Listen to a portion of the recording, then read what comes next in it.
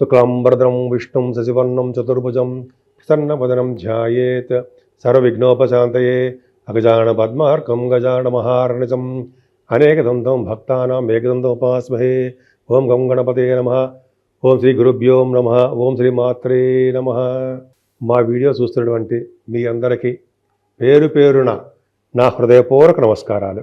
మనం ఇప్పుడు 1 ఆగస్టు నుండి 31 ఆగస్టు వరకు కూడా మనం ఈ రాశి ఫలాలు తెలుసుకోబోతున్నాం. అందుకంటే ముందర నా పేరు CMA వాడరేవు ఆదినారాయణరావు శర్మ. నా సెల్ నంబర్ 7075389589 7075389589. ఇప్పుడు మనం కన్యారాశి వారికి ఆగస్టులో తీసుకోవాల్సిన జాగ్రత్తలు ఎక్కువ ఉన్నాయండి. ముఖ్యంగా మీ రాశిలో కుదురుండడం వలన, శని ప్రభావం ఉండడం వలన మీ ఫేస్కి సంబంధించినటువంటి దెబ్బలు తగలడమో, ఫేస్ సంబంధించినటువంటి సపోజ్ చిన్న మైనర్ ఆపరేషన్స్ చేయడమో, అంటే బంటికి కానీ, కంటికి కానీ, చెవికి కానీ చిన్న ఆపరేషన్ జరగడమో, లేకపోతే చిన్న ఫేస్కి దెబ్బలు తగలడమో జరగడానికి అవకాశం ఉన్నాయి. కొద్దిగా జాగ్రత్తగా ఉండండి, అంతే తప్ప భయపడడం కాదు. నా స్వభావం అసలే కానే కాదు. మీరు బాగుండాలని కోరుకున్న ముఖ్యమైన వ్యక్తుల్లో కూడా నేను ఒకడిని. సో ఈ విధంగా చాలా బాగుంటుందండి. కానీ ఒక్క జాగ్రత్త తీసుకోండి. మీకు ధనం విషయంలో, అంటే కుటుంబ పరంగాను ధనం విషయంలో ఏమాత్రం ఇబ్బంది పడరు. ఎక్కడ ఉండేవండి మీకు భోజనం వస్తుంది, చక్కటి భోజనము, మీ ధనం మీ చేతి సకాలంలో అందడము చాలా చాలా అద్భుతాలు ఉన్నాయి. అంతేకాకుండా గురు ప్రభావం కూడా సంగీతంలో ఉన్నవారికి, అలాగే యాంకరింగ్ వృత్తిలో ఉన్నవారికి, డబ్బింగ్ ఆర్టిస్టులకి కంఠధ్వని బాగుంటుంది. వాళ్ళకి ప్రోగ్రెస్ బాగా వస్తాయి, చేసుకుని ఉంటారు. అంతేకాకుండా మీ గురు ప్రభావం కదా కుటుంబంలో మీ నేమ్ అండ్ ఫేమ్ బాగా ఉంటుంది. అంతేకాకుండా చదువు విషయంలో ఎటువంటి ఆటంకాలు పడకుండా ఉంటారు. మీరు భూములు కానీ, వాహనాలు కానీ, అపార్ట్మెంట్లు కానీ కొనుక్కోవడానికి అవకాశాలు మీ కన్యారాశి వారికి ఉన్నాయి. కుజ ప్రభావం కదా. అంతేకాకుండా సంగీత సాధన చేసేవారికి, మ్యూజిక్ డైరెక్టర్స్కి, మ్యూజిక్లో నిష్ణాతులైన వారికి, విద్వాంసులు ఉంటారు కదండి, వాళ్ళకి చాలా చాలా అవకాశాలు బ్రహ్మాండంగా వస్తాయి. అంతేకాకుండా రైతులకు కూడా ఈ పంటలు నష్టాలు ఏం రావండి. సకాలంలో పంటలు పండుతాయి. ఈ వానల వలన, పిడుగుపాట్ల వలన, ఎటువంటి అగ్ని ప్రమాదాల వలన కూడా ఏ ప్రమాదము కన్యారాశి వాడికి ఉండదు. చక్కగా పంటలు పండుతాయి. 6వ భావంలో రాహు ఉన్నాడు కదండి. 6వ భావంలో రాహు మీకు చాలా అద్భుతమైన బాహువులు మీకు తిప్పుతాడు. పైగా ఆయన 6వ భావంలో రాహువు బలవంతుడైపోవడం వలన మీ ధనాన్ని చక్కగా వస్తుంది. కార్యలాభం చేసుకుని ఉంటారు. సుఖ సంతోషాలతో ఎప్పుడు ఆనందోత్సవాలతో ఉండడానికి అవకాశం ఉండడం కాకుండా విలాసవంతమైన భోగభాగ్యాలు, విశేషమైన ధైర్యసిద్ధి, భూమి, ధనము, బలము, వస్తు వాహనాలు కలవారుగా రాహు ప్రభావం కలిగిస్తాడు. అంతేకాకుండా శత్రు భయం లేనివారుగా, పైగా విమానాల్లో ఫ్లైట్లో తిరిగేవారుగా, ఇండియన్ ఏరోనాటిక్స్ విభాగాల్లో మీరు పనిచేసేవారికి వాళ్ళ బాగా చాలా కలిసి వస్తుంది. అంతేకాకుండా గవర్నమెంట్ సంబంధించిన వ్యవహారాల్లోనూ, అలాగే రాజకీయ రంగంలో ఉన్న వారికి కూడా ఈ 6వ భావంలో రాహు మేలు చేయడానికి అవకాశం ఉంటుంది. స్టాంపింగ్ కూడా అయిపోతుంది. కానీ సప్తమ భావంలో శనీశ్వరుడు మాత్రం చాలా తప్పండి. కొద్దిగా జాగ్రత్తగా ఉండండి. సప్తమాధిపతి దశమంలో ఉన్నాడు. సప్తమాధిపతి దశమంలో ఉన్నాడంటే మీకు తెలుసు, జనరల్గా ఫారిన్ సంబంధించిన వ్యవహారాల్లో మీరు ఉంటారు, ఇంటర్నేషనల్ ట్రేడింగ్ కూడా చేస్తుంటారు. కానీ శని ప్రభావం వలన, శనికి కుజుడు దృష్టి ఉండడం వలన వివాహాది వేడుకలు కొద్దిగా స్లో అవుతూ ఉంటాయి. అంతేకాకుండా భార్యకి కానీ భర్తకు కానీ చిన్న ఆపరేషన్స్, దెబ్బలు తగలడము, నీటి వల్ల ప్రమాదాలు కలగడానికి అవకాశాలు ఉన్నాయి. కాబట్టి కన్యారాశి వారికి జాగ్రత్తగా ఉండాలి. కానీ 8వ భావాధిపతి కూడా ఆయన అవడం వలన మీకు అనారోగ్య సమస్యలు ఉండడము, అలాగే హాస్పిటల్కి వెళ్ళడము, డాక్టర్ కన్సల్ట్ చేయడము, ఇవన్నీ కూడా పరంపరలుగా నెమ్మదిగా వస్తాయండి. ఆగస్టులో మీరు ఏం భయపడతాం అవసరం లేదు. మీ వ్యాపారాలు కూడా మీ వ్యాపారాలు అంటే శుక్రుడు కూడా శుక్రస్థానానికి కూడా శని దృష్టి ఉందండి మీకు. అంటే అద్భుతమైన ఫలితాలు ఏం ఇవ్వడం. వ్యాపారాలు అంతా స్లో అయిపోతూ ఉంటాయి. ఏ వ్యాపారాన్ని తీసుకోండి. ఫారిన్ కంట్రీస్ వెళ్తున్నారు, ఫారిన్ కంట్రీస్ కూడా అంతే కదా, స్లో అయిపోతుంటుంది. చదువులు, షూటింగ్లు ఇవన్నీ కూడా మీకు బిజినెస్లు స్లో అయిపోతుంటాయి. తీర్థయాత్ర చేయాలనుకుంటారు, తీర్థయాత్రలు కూడా ప్రమాదాలు జరగడానికి అవకాశం ఉంది. ముఖ్యంగా నీటి వలన, పిడుగుల వలన, వర్షం వలన ప్రమాదాలు జరుగుతాయి. కానీ దశమంలో గురుడు నడుచుసారా, అది ఆయన అక్కడ మిమ్మల్ని పట్టుకోవడం అంటే ధనప్రాప్తి కలిగించాడు. ఎవరికైతే దశమస్థానం, మీకు చాలామంది గవర్నమెంట్ ఉద్యోగం కోసం ప్రయత్నిస్తున్నాం, రావట్లేదు అనుకుంటాం కదా. కన్యారాశి వారికి ఆ అదృష్టం దక్కబోతోంది. శుక్రుడు దశమంలో గురుడు ఉన్నాడంటేనే ఒక విశేషమైన ధనవంతుడిగా ఉండడము, గవర్నమెంట్ ఉద్యోగాల్లో మీకు అవకాశాలు రావడము, పురాణ శ్రవణాలు, పురాణాలు చెప్పుట, భగవాన్ అంటే గురుగారు లేక దర్శనాలు చేసుకోవడము, దేవాలయాల అర్చకత్వం, దేవాలయాలకి అధికారిగా ఉండడము, అలాగే వేదశాస్త్ర పండితులు, వేదాలు అలాగే ఆగమ శాస్త్రంలో ఉన్న వారికి ధనప్రాప్తి నిండుగా ఉండడము, వాళ్ళ ఉద్యోగాల్లో మార్పులు బ్రహ్మాండంగా ఉండడము, ధర్మ ప్రచారం చేస్తూ ఉండడం జరుగుతుందండి. ఉపాధ్యాయ వృత్తిలో కూడా గురుడి ప్రభావం ఉంటుంది.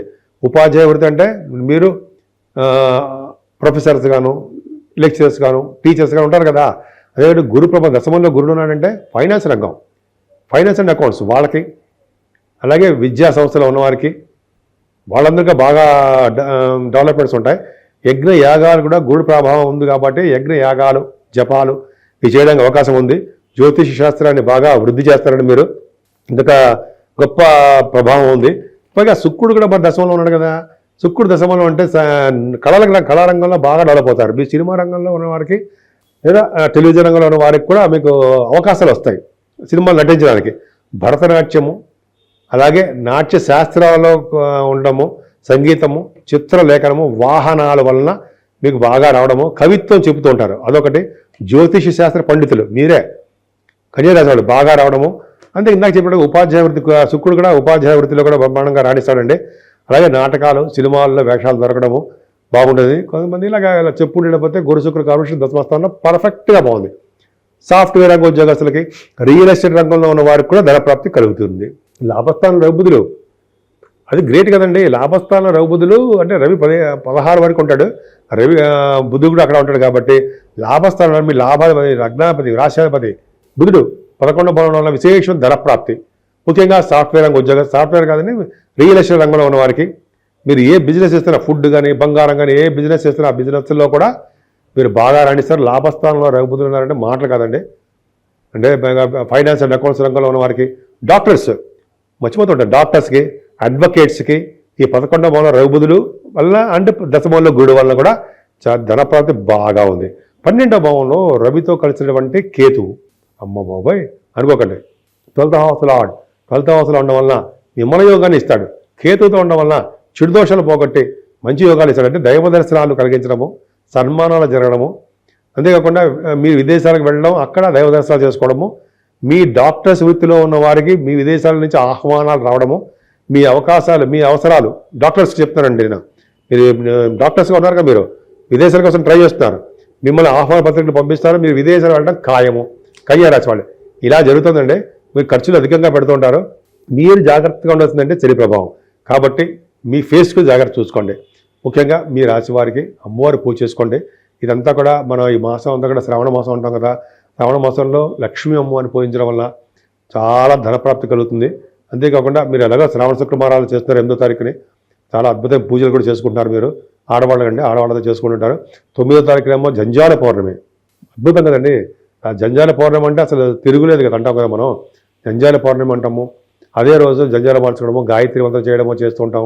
అలాగే 27వ తారీఖు కూడా మనకి వినాయక చవితి రావడము, ఇదంతా పండగ వాతావరణం అండి. ఆగస్టు నెల మొత్తం కూడా చాలా బాగుంది.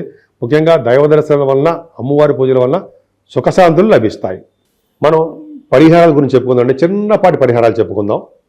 ఏదేమైనా 12 రాశుల వారికి, అంటే మేషరాశి నుంచి మీనరాశి వారి వరకు కూడా 12 రాశుల వారికి శని కుజుల వలన దోషాలు చాలా ఉన్నాయి. ఈ కారణం వలన జల ప్రమాదాలు, అగ్ని వలన ప్రమాదాలు, పిడుగు వలన ప్రమాదాలు అలా సంభవించడానికి అవకాశం ఉంది చెప్తున్నాను అంతే. దీనివల్ల ఏంటి, మనం జాగ్రత్త పడడం కోసం చెప్తున్నా. మనం ఇలా తప్పించుకోవాలి, ఏం లేదండి. సుబ్రహ్మణ్యేశ్వర స్వామి ఫస్ట్ ఆయన ఆరాధించాలి. సుబ్రహ్మణ్య స్వామిని, వల్లి దేవసేన సహిత సుబ్రహ్మణ్యేశ్వర స్వామికి ఆయనకి ఆవు పాలతోనూ, తేనెతోనూ, విభూది, గంధం సమర్పించిన వాళ్ళకి బంధాల నుంచి విముక్తి కలిగి వాళ్ళకి బ్రహ్మాండ లోకాలకు వెళ్తారని, మంచి పుణ్యపడడం అని చెప్తూ ఉంటాం. అదొక ఫస్ట్ పాయింట్. అలాగే శనీశ్వరుడి యొక్క దోషాలు పోగొట్టుకోవాలండి. మీకు వీలుంటే మందపల్లి వెళ్ళి శనీశ్వర దేవాలయాలు సందర్శించండి. శనీశ్వరుడికి తైలాభిషేకం చేసుకోండి, తైలాభిషేకం. అలాగే ఆంజనేయ స్వామిని ఎట్టి పరిస్థితుల్లో వదలకూడదు. ఆంజనేయం మహావీరం అది ఉంది కదా, బ్రహ్మ విష్ణువాత్మకం. ఆ స్వామివారిని ఏ స్తోత్రంతో పూజించినా సరే శని వల్ల వచ్చే దోషాలు పరిహారం అవుతాయి. శనివారం నియమాలు పెట్టుకోండి, మీకు కొన్ని నియమాల ప్రకారం చేసుకోండి. 11 ప్రదక్షిణాలు ఆంజనేయ వారి చేయాల్సిందే. దీపం పెట్టుకోండి స్వామివారికి. తమలపాకులతోటి పూజ చేయడము, వడమాలు సమర్పించడం, వస్త్రాలు సమర్పించడం చేయాలి ఆంజనేయ స్వామి వారికి. అలాగే అఖండ దీపారాధన వెంకటేశ్వర గుళ్ళో ధ్వజస్తంభం దగ్గర చిన్న ఉంటుంది మూకుడు, అంటే చిన్న ఒక ఒత్తి వేస్తాం, నిండా నూనె పోస్తాం, నువ్వుల నూనె చేసి మనం దీపారాధన చేయడం వల్ల పుణ్యం లభిస్తుంది, శనీశ్వరం దోషం పోతుంది. శివాభిషేకాలు చేసుకున్న వాళ్ళకి, అంటే అమావాస్య పొందరం వచ్చి చతుర్దశి పూట శివాభిషేకాలు చేసుకున్న వారికి అత్యంత అద్భుత ఫలితాలు ఉంటాయి. ఇవన్నీ పక్క పెడితే ఈ కలియుగంలో గౌరీ, దుర్గా అమ్మవారు, నవచండిక వీళ్ళని పూజించడము, అలాగే గణపతి ఆరాధన 27వ తారీఖు నుంచి మనకి గణపతి వస్తున్నాడు కాబట్టి విజయ చవితి ఎప్పుడు కూడా వినాయకుడు పూజించడం కలియుగంలో చేయాల్సిందే. వీళ్ళకి పూజలు చేయాలి. సో ఈ ఏకష్టం మొత్తం కూడా మనకి అమ్మవారికి ప్రభావం ఉంది కాబట్టి లక్ష్మీ అమ్మవారు స్థిరలక్ష్మిగా మన ఇంట్లో ఉండాలంటే ఫస్ట్ చేయవలసింది కలువ పువ్వులతోటి మారేడు దళాలతోటి అమ్మవారిని పూజించిన వారికి స్థిరలక్ష్మి ఇంట్లో ఉంటుందని శాస్త్రం. అంతేకాకుండా మనకి ఈరోజు ఇందాక ప్రతిసారి చెప్తున్నట్టుగానే 8వ తారీఖుని శ్రావణ మాస శుక్రవారము, అలాగే మంగళవారాలు గౌరీదేవి తల్లి మంగళగౌరి శ్రావణ మాసం ఆవిడ పూజించడం వల్ల, అమ్మవారిని పూజించడం వల్ల చక్కటి శుభఫలితాలు కలుగుతాయి. అంతేకాకుండా పౌర్ణమి పూట మంచి పనులు చేయాలండి. దానాలు, అన్నదానం, వస్త్రదానము, అలాగే అన్ని గోదానము అంటే కదా, మంచినీళ్ళ దానము, భూములు దానం చేసిన వాళ్ళకి వాళ్ళ ముందు తరాల వాళ్ళు, వెనకాల తరాల వాళ్ళు బ్రహ్మాండమైన లోకాలు ఉంటారట. ఒకసారి చెప్పుకుందాం ఒకసారి. సో ఈ విధంగా చేయడం వల్ల సర్వదోషాలు పోతాయి. ఎప్పుడైతే సరే శివుడిని ఆశ్రయించాలని మనం శివుడి యొక్క జపాలు కదండి, శివుడి యొక్క పూజలు, అభిషేకాలు, గంధం సమర్పించడం వల్ల మనకి ఎటువంటి దోషాలు ఉన్నా అన్నీ పోతాయి. గౌరీదేవిని, శివుణ్ణి పూజించిన వారికి గ్రహాల వల్ల వచ్చే దోషాలు పరిహారం అయ్యి వీటన్నిటినీ సింపుల్గా పోతాయి.